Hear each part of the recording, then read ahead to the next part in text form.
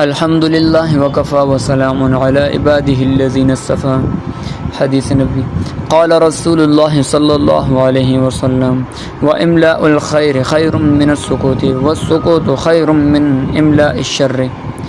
اچھی بات کا بولنا یا لکھوانا بہتر ہے خاموش رہنے سے، اور خاموش رہنا بہتر ہے بری بات کے بولنے یا لکھوانے سے۔ اس حدیث پاک میں دو باتیں بیان کی گئی ہیں۔ چپ رہنے سے بھلائی کی باتیں کرنا بہتر ہے، بری باتیں کرنے سے خاموش رہنا بہتر ہے۔ اسی کو دوسری روایت میں اس طرح بیان فرمایا گیا ہے کہ جو شخص اللہ اور قیامت کے دن پر ایمان رکھتا ہے، اس کو چاہیے کہ نیک بات کہے ورنہ خاموش رہے۔ دونوں ہی امور اپنی اپنی جگہ پر اہم ہیں کہ جب وہ بھلائی کی بات دوسرے سے کرے گا اور دوسرے اس کو سمجھ کر اس پر عمل کریں گے تو اس کو ان کے عمل کا پورا اجر ملے گا، اور اس کو دین سکھانے والے کے بارے میں جتنی فضیلتیں ہیں وہ سب حاصل ہوں گی۔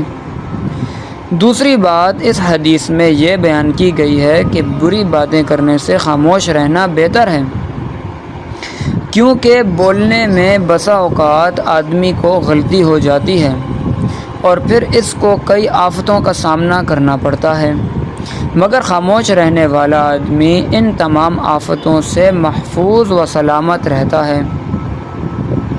جیسے کہ ایک دوسری روایت میں ارشاد نبی صلی اللہ علیہ وآلہ وسلم ہے کہ من صمت نجا، جو خاموش رہا اس نے نجات پائی۔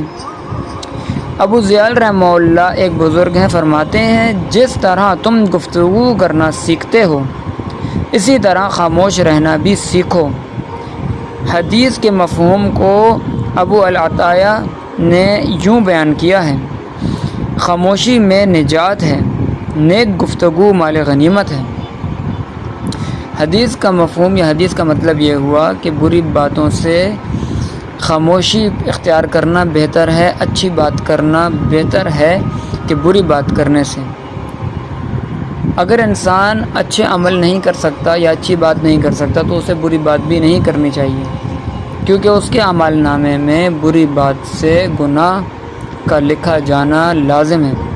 اس لیے بہتر یہ ہے کہ اس کو چاہیے کہ وہ یہ اچھی بات کرے، اور اگر نہیں کر سکتا تو خاموش رہے۔ اللہ تبارک و تعالی ہمیں اچھی باتیں، اچھے کام، اچھے اعمال کرنے کی توفیق عطا فرمائے۔ وآخر الدعوانا ان الحمد للہ رب العالمین۔